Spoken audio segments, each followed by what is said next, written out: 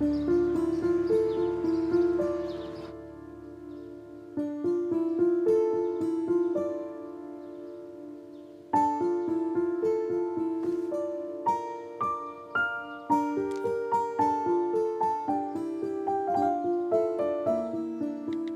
Free हो क्या? तुम्हें कॉल कर सकती हूँ मैं?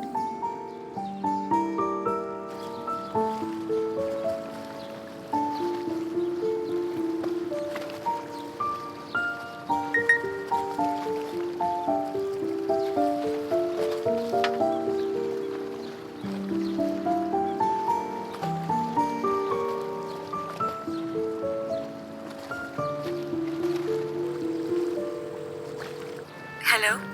मैं तो फ्री होता हूँ तुम्हारे लिए। तुम फ्री हो क्या? अपने प्यारे कदीर से। तुम अच्छी तरह जानते हो गुस्सा क्यों आया था मुझे। तुम जानती हो कि मुझे गुस्सा क्यों आया?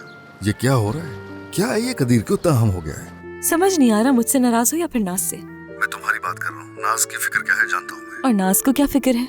यही कि दूर करना तुमसे मुझे, इसके अलावा और क्या। और यही वजह है कि कदीर भी उसके साथ है। खैर, मुझे तुम्हारा जवाब चाहिए। मुझे तुमसे ज्यादा और किसकी फिक्र हो सकती है? कदीर जहाँ चाहे जा सकता है। मैं तो बस ये नहीं चाहती कि उसे कोई तकलीफ पहुंचे। उसे जितनी तकलीफ पहुंची है मेरी वजह से, वो उसका हकदार नहीं है। ठीक है, लेकिन फिर भी तुम्हें इतना नहीं सोचना चाहिए।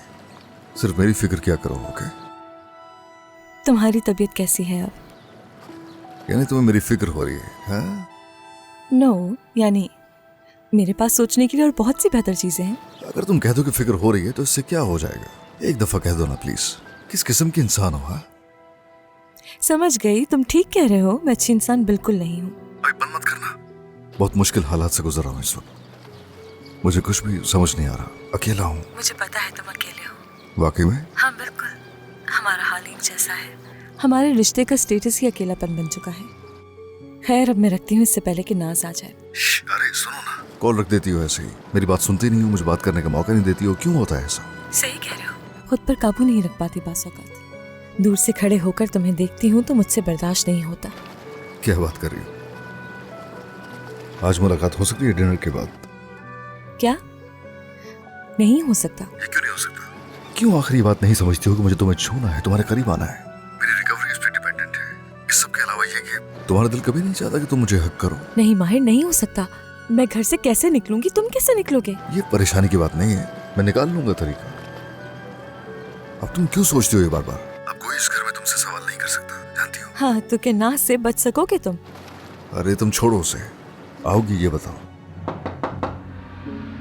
कौन है? मैं हूँ बेटा। दादा आए हैं, बाद में बात करती हूँ तुमसे। मैं तुम्हारा इंतजार करूंगा। ठीक है, बस कॉल रखो अब। जी आ जाए दादा।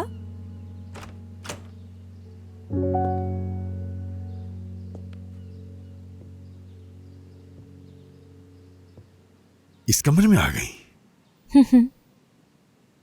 अगर तुम्हें कुछ और चाहिए तो मुझे बिला झिझक बता दो। नहीं दादा, सब कुछ ठीक है यहाँ पर। यहाँ एक चीज की कमी थी जिसकी तुम्हें जरूरत थी, और वो मैं ले आया।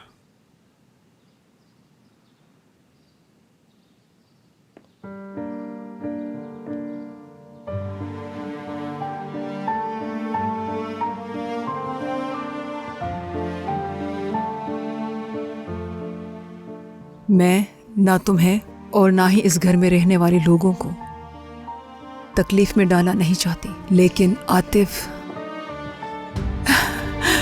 शांति, बहुत शुक्रिया।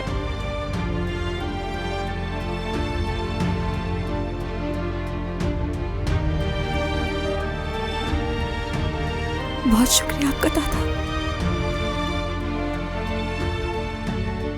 और प्लीज मुझे माफ कर दे। तुम्हें अफसोस करने की जरूरत नहीं है बेटा, क्योंकि तुम्हारा इसमें कोई कसूर नहीं है। ठीक है, चलो तुम लोग बातें करो, मैं जा रहा हूं।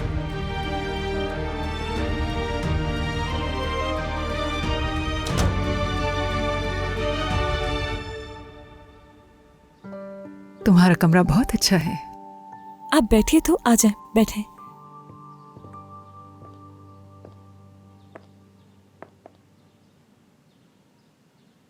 अच्छा है, बहुत अच्छा है, मगर मैं मेहमानों की तरह फील करती हूँ।